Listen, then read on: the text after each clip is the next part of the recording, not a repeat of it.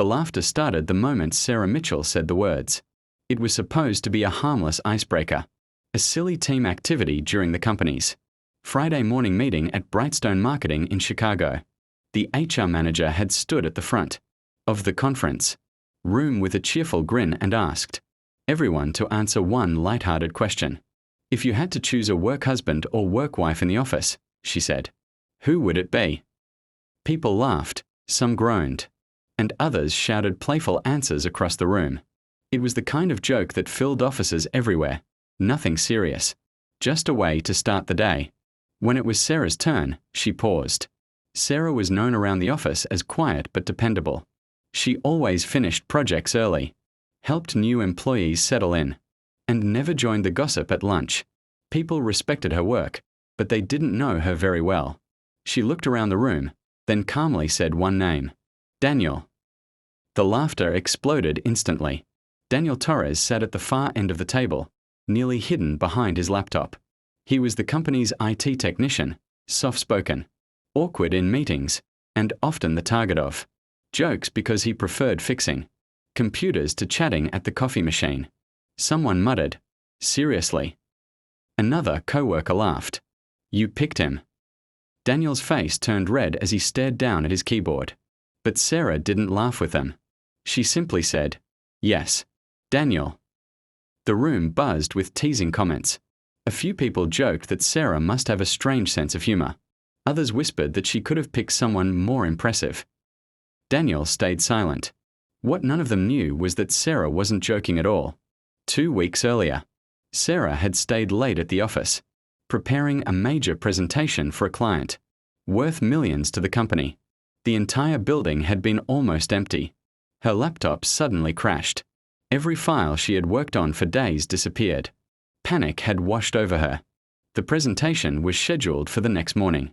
Losing it could have cost her career. Everyone else had already gone home, except Daniel. When Sarah ran to the IT office, Daniel didn't complain about the late hour. He didn't act annoyed or rush the job. He simply said, let's fix it. For 3 hours he worked quietly beside her, restoring files, rebuilding corrupted data, and making sure everything looked perfect again. At one point Sarah had apologized for keeping him there so late. Daniel just shrugged. Helping people is literally my job, he said with a small smile. But before leaving, he added something she hadn't forgotten. Honestly, most people only come here when something breaks. It's nice when someone actually says thank you.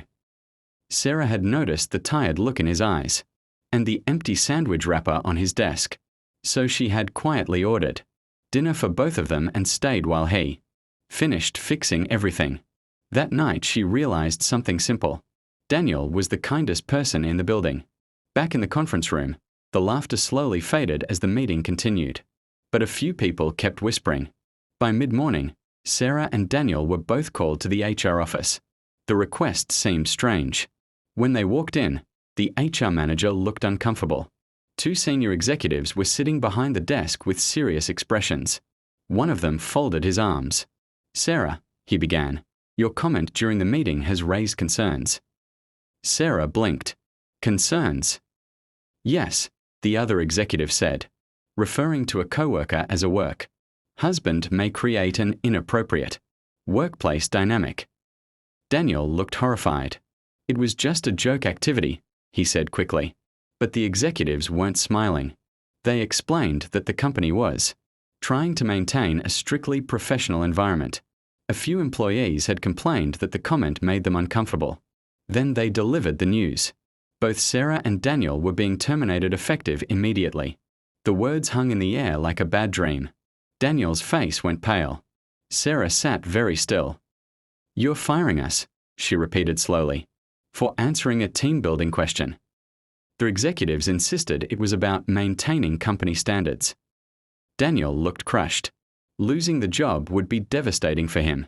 He supported his younger sister through college, and IT jobs in the area were competitive. Sarah could see the worry in his eyes. But something else rose inside her too. Calm determination. Before we leave, Sarah said quietly, there's something you should know. She opened her laptop and turned the screen toward them. On it was a presentation file labeled Harrison Global Campaign. The executives immediately recognized it. Harrison Global was the biggest client Brightstone Marketing had ever pursued.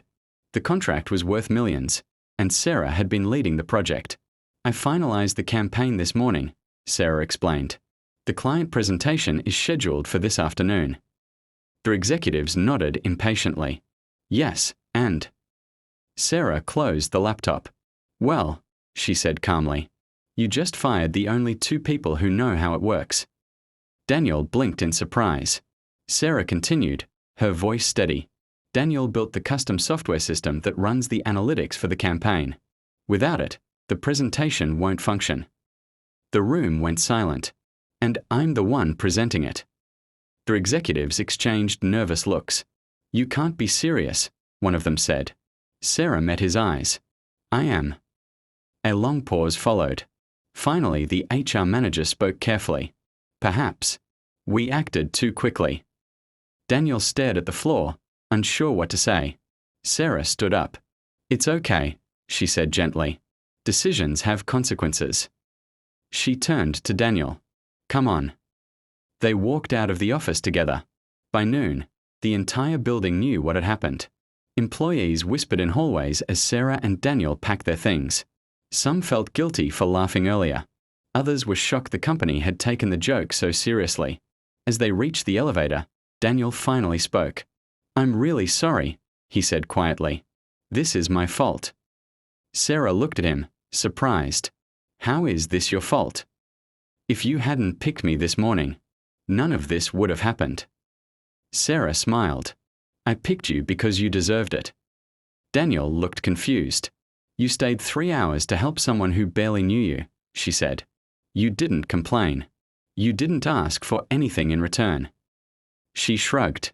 That kind of kindness is rare. Daniel didn't know what to say. Just then the elevator doors opened again. The HR manager rushed down the hallway. Wait. Sarah and Daniel turned. We've spoken with the executives, she said breathlessly. They'd like to reconsider your termination. Sarah raised an eyebrow. Oh. Yes. If you're willing to stay, your positions can be restored immediately.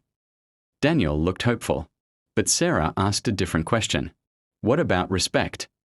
The HR manager hesitated. Sarah glanced at Daniel, then back at her. Kind people shouldn't be the easiest ones to fire, she said softly. Another silence filled the hallway. Finally, Daniel spoke. If we come back, he said carefully, things need to change. The HR manager nodded quickly. We understand. Sarah thought for a moment. Then she smiled. Okay, she said. Let's go save your client presentation.